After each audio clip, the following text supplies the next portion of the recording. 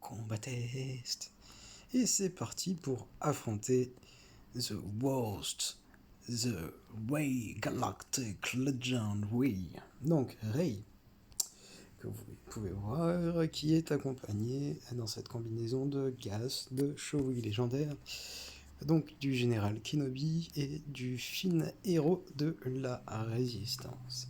Et ce que je trouve très bête, c'est que pour réussir à contrer une équipe, je vais devoir sortir les meilleurs personnages de chaque faction. Donc tac, tac, je veux ça. Et qui c'est qui me manque, histoire de casser une autre team. Donc nous avons dit Wat Tambor. Donc tous vos meilleurs personnages réussis pour n'en tomber qu'un. Alors sachez qu'il y a plein d'autres strats qui sont possibles.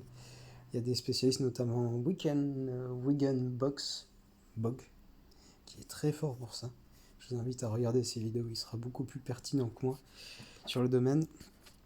Mais alors là, clairement, suivant les matchs de Ray que vous allez avoir, les compos ne seront pas les mêmes que vous utiliserez. Les Turnmeter non plus. Là, c'est une compo où personne ne prend l'aggro en début de tour. Donc, il n'y a pas de L337 par exemple, qui elle aurait pris l'aggro dès le début de tour. Là, ce que je vais faire en sorte, c'est que ma Bastillation soit la deuxième à jouer.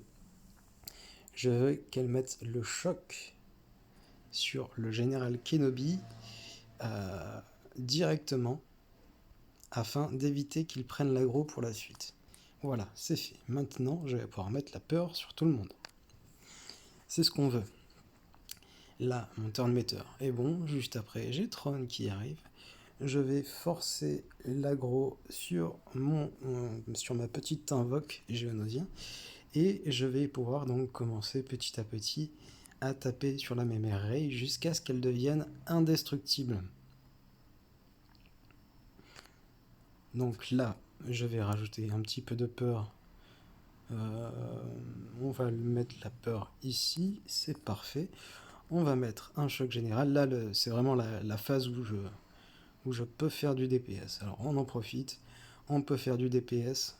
Elle est toujours soumise donc à l'isolation de Tron. Tron, c'est le personnage le plus faible de l'équipe, donc je vais lui rajouter le dernier petit bonus. Là, vous voyez, elle a donc pris la marque de mort, cependant elle est devenue indestructible. Je ne lui ferai plus aucun dommage. C'est quoi, comment ça s'appelle? C'est même pas affiché. Bon, bref, le petit truc vert à côté que vous voyez, c'est qu'elle est indestructible. Donc je ne vais pas pouvoir l'attaquer, je ne lui ferai pas de... Enfin, si je peux l'attaquer, mais je ne lui ferai pas de dommages. En l'occurrence, je vais devoir attendre qu'elle joue un tour. Alors, je vérifie bien qu'elle a l'habilité bloc. Elle a l'hability bloc, donc ça, c'est parfait. Je vais continuer à attaquer les autres. Là, ça va être au tour de Tron. Je vais échanger la tour de Tron contre le personnage ayant le turn meter le plus élevé, en l'occurrence Wat Tambor. Mon but, c'est qu'il puisse vraiment rejouer le plus rapidement possible après. Donc là, je vérifie. Il y a bien toujours le ability block. Il faut toujours qu'il y ait l'ability block. Je vais remettre des malus. Donc, attaque. L'invocation n'est pas encore morte, je peux me permettre ceci.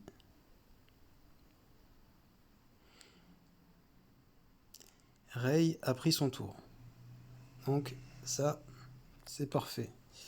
Il n'y a plus d'ability block, il faut impérativement remettre le ability block. Là, quitte à choisir quelqu'un à qui enlever les bonus, je vais choisir ceci. Et là, c'est parfait. J'ai pu mettre de nouveau donc l'isolation sur Ray. Est-ce que ouais, je vais quand même faire un choc collectif.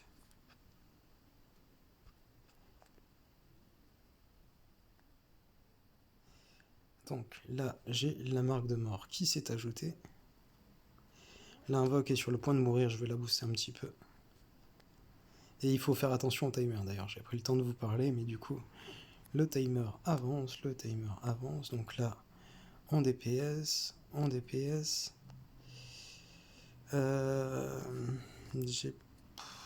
suis obligé de focus elle. Je vais continuer de DPS.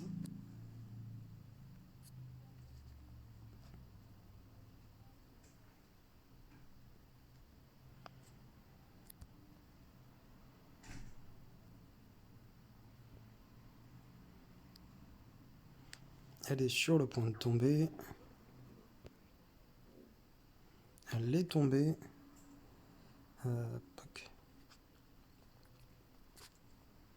DPS. Plus le temps de réfléchir.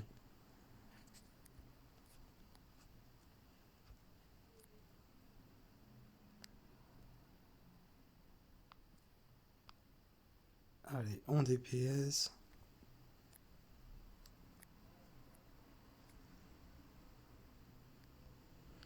Donc là, il est invulnérable.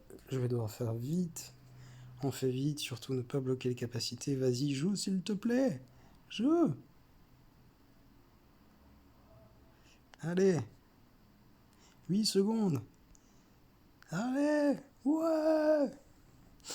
Donc, vous l'aurez compris, il faudra constamment que Rey soit sous la fracture de trône ou sous le ability block de l'attaque basique de Bastillation déçu. Toujours afin d'éviter qu'elle utilise ses super capacités qui pourraient vous one-shot plusieurs personnages d'affilée.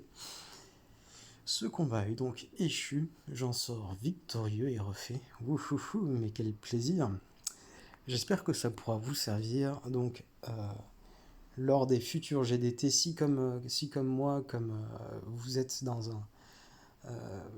une guilde moyenne, donc vous n'aurez pas énormément de raids en face, mais pensez toujours à conserver des équipes dans le cadre de GDT pouvant battre une raid assez simplement.